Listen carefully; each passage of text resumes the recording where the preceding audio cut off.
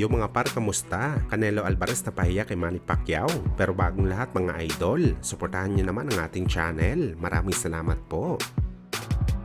So matapos nga po sinabi mga idol ng Mexican superstar Canelo Alvarez na hindi daw nakadepende sa isang laban para tawagin ka na best fighter sa buong mundo at manghamon ka na sa fighter na matagal na may napatunayan sa bakbakan kung saan mga idol wala may ibang pinaparinggan si Canelo kundi ang undisputed welterweight champion na si Terence Crawford. Para kay Canelo mga idol, isang great fighter pa lamang daw ang nakalaban ni Crawford. Ito nga nang tinalo niya si Errol Spence sa digmaan at hindi daw nakadepende dito mga idol para maging greatest fighter si Crawford sa kanilang generation at wala daw masyadong karapatan ito na humamon sa laban kay Canelo na matagal na pinatunayan ng kanyang sarili kalaban ng mga ilang kampyon at mga halimaw sa bawat dibisyon na pinaglabanan nito. Bagamat ang patutsada ng Meksikano mga idol, itila binalik sa kanya ni Terence Crawford. Ayon lang naman kasi mga idol kay Crawford, wala naman daw great fighter na tinalo si Canelo sa kanyang kartada sa bakbakan. Tanging si Gennady Golovkin pa lang daw ang tinalo niya na masasabi natin na kabilang sa mga elite o legend sa sports. Pero bukod daw kay Triple G mga idol, wala na daw tinalo si Canelo na halimaw pa na fighter. Nakalaban nga daw ni Canelo ang sikat na legend na si Mayweather Jr. Pero natalo naman daw ito sa bakbakan. Tinalo nga rin daw siya mga idol ng Russian fighter na si Dmitry Bivol na kung tutuusin sobrang underdog ito kumpara sa pangmalakasan na galawan ni Canelo. Well, isang masakit na real talk to mga idol para sa Meksikano dahil sa halos mahigit isang dekada nito sa bakbakan, hindi pa rin ganun kasulid ang kanyang resume sa mga mata ng mga ibang fighter. Kung matatandaan nyo mga idol, ito nga rin ang mga sinasabi ng mga kababayan ni Canelo, partikular na dito si Juan Manuel Marquez at Antonio Margarito, kung saan hindi pa sila kumbinsido na isa na talagang Mexican legend si Canelo dahil nga sa mga kinalaban nito na halos mga average fighter lamang. At kapag napag-uusapan ni Margarito at Marquez ang record ni Canelo, ipalagi nila ito mga idol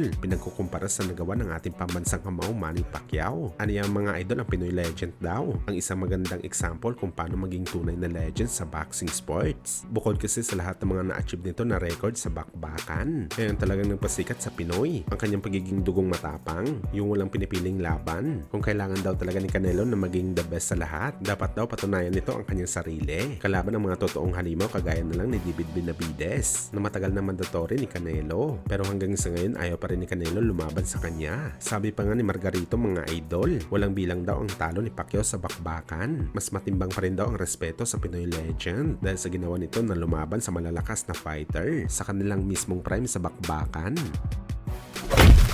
Samantala speaking kay Canelo Alvarez mga idol, habang papalapit ang kanyang laban kontra kay Charlo ngayong linggo na, marami na po ang mga boxing experts at mga kilalang personalidad sa boxing sports. Mas pabor kay Charlo para talunin si Canelo sa bakbakan. Ito daw dahil sa nag-leak na reaksyon ng dating sparring mate ni Canelo kung saan binulgar nito mga idol na wala na daw sa mundo ng boxing ang isip ni Canelo at mandali na lang daw ito mapagod sa bakbakan. At kapag ganito daw mga idol, ang maging galawan ipapakita ng Meksikano sa linggo, talagang upset ang abutin nito kay Charlo sa laban. Lalo pa magaling pa naman ito na boxer o gumalaw sa labas. Ito yung estilo na kahinaan ni Canelo, kagaya sa ginawa ni Bivol na talagang hindi napuruhan ni Canelo ang Russian fighter dahil magaling ito gumamit ng distansya sa bakbakan.